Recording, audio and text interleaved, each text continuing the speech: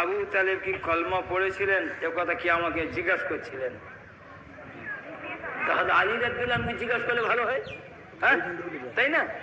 হ্যাঁ, ওনার আব্বা আবু তালেব না, তা কালমা পড়েছেন কি না পড়েছেন আমার মনে হয় আলী রাদিয়াল্লাহু আনহুকে জিজ্ঞাসা করলে ভালো হয়, ভালো না? আলী রাদিয়াল্লাহু আনহু রাসূল পাক সাল্লাল্লাহু আলাইহি ওয়াসাল্লামের দরবারে এসে বলতেছেন, খবর দিচ্ছেন। কি খবর দিচ্ছেন?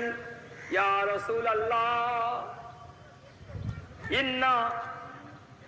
ইন্না আম্মাকা শাইখাত দাল্লাকাল মাতা মা জাতা রাফি। হুজুর, আপনার চাচা পুরো গোমরাহটা মরে গেছে, কি করব বলুন? কি বলছে? আপনার চাচা, আমার বাপ বলছে না? হ্যাঁ, আমার বাপ না বলে কি বলছে? আপনার চাচা। ইন্না আম্মাকা শাইখাত দাল্লাকাল মাতা মা জাতা রাফি। আমি তো হাদিস বলছি যে আপনার চাচা পুরো গোমরাহটা মরে গেছে, পথ ভ্রষ্টটা মরে গেছে, কি করব বলুন? আমার রাসূল বলছেন, তাগসিলহু ওয়া তাজান্না, গোসল দিয়ে পুঁতে দিয়ে এসো। আলী রাদিয়াল্লাহু আনহু তাতে হচ্ছে না। উনি ফের বলছেন, ইয়া রাসূলুল্লাহ, ইন্না আম্মাকা শাইখাল কাফিরাকাল মাতা মা জাতা রাফি। আপনার চাচা পুরো কাফেরটা মরে গেছে, কি করব বলুন? দেখো ভাষা কি পরিবর্তন করছে। আগে গোমরা বললো, হ্যাঁ, এবার বলছেন আপনার চাচা পুরো কাফেরটা মরে গেছে, কি করব বলুন? তা আল্লাহ রাসূল ওই কথা বললেন, যাও গোসল দিয়ে পুঁতে দিয়ে আসো।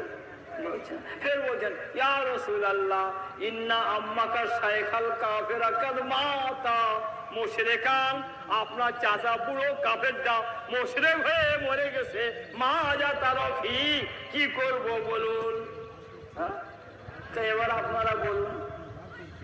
ছেড়ে খোদা বলতেছেন গোমরা কাফের মুশরিক, তা আপনি তাকে মুমিন বলুন, আমরা ঈমান খুব মজবুত হবে। হ্যাঁ, শোনেন,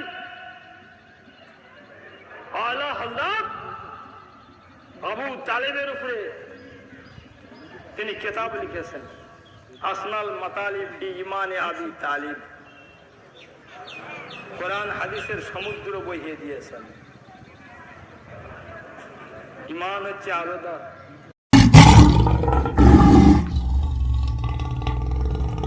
এই মৌলবীকে আপনারা চিনে রেখে দেন। মোনাফেক, না লায়েক, কাফের, শয়তান, মাবিয়া কাপিল্লা, এ জাহান্নামী মৌলবী আছে। এর ভাষণ আপনারা কেউ শুনবেন না। এ ভাষণে মাওলা আলীর আব্বার শানে কত বাজে বক্তব্য রেখেছে। আল্লাহ পাক বলেছেন যে আমি আমার রাসূলকে, হাবিবকে, বন্ধুকে কোথায় রেখেছি দেখো।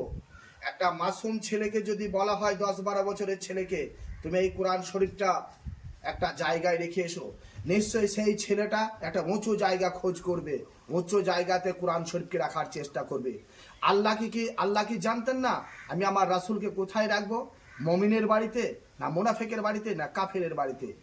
প্রথম ইসলামের দাওয়াত দিয়েছিল কে? আবু তালিব। 3 দিন খানা খাইয়েছিল, 3 দিন দাস্তারখান দিয়েছিল, বড় বড় উটকে হালাল করে সবাইকে খাইয়ে কলমা পড়িয়েছিল আবু তালিব তার নিজের বাড়িতে। মাওলা আবু তালিব জিনের নবীর জন্য 3 বছর বয়কট করেছিল আবু তালিবকে। আবু তালিব দিনের নবীকে নিয়ে সপরিবারে 3 বছর মদিনা শহরের বাইরে ফাঁকাতে তাঁবু খাটিয়ে বসবাস জীবনযাপন করেছেন। এ ছিল মাওলা আবু তালিবের কষ্টের দিন। আবু তালিব দিনের নবীর বিবাহ পড়িয়েছেন এবং আবু তালিব যখন ইন্তেকাল করে, নবী পাক তিনার গোসল দিয়া, মাটি দেওয়া, জানাজা পড়া সব করেছেন, দোয়া খায়ের সব করেছেন। এখন সেই আবু তালিবের জন্য বলছে যে ইনি বেঈমানে মারা গেছে এবং জাহান্নামী, নাউজুবিল্লাহ। এর জন্য কারি আহমদ হাসান মাসলাকি আলা হযরত যেটা বলছে, আহমদ রেজা খাঁয়ের উপরে ও মাবিয়ার উপরে 15 কোটি টাকা রেখেছে।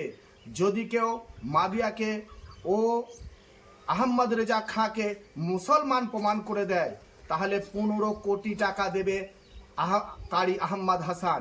কিন্তু এই শয়তানের বাচ্চারা কেন কারি আহমদের সঙ্গে মোনাজারা করছে না?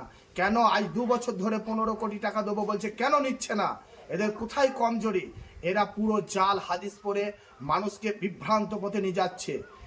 এই গোলাম সামদানি সমস্ত মানুষকে বিভ্রান্ত পথে ছুটিয়ে নিয়ে যাচ্ছে, যাতে মানুষের দাঙ্গাবাদে কখনো খিদিরপুরের মৌলানাদের বলছে, খিদিরপুরের পীর সাহেবদের উপরে গোস্তাকি করছে, তালতারা হুজুরদের উপরে গোস্তাকি করছে, দেওবন্দিকে গাল দিচ্ছে।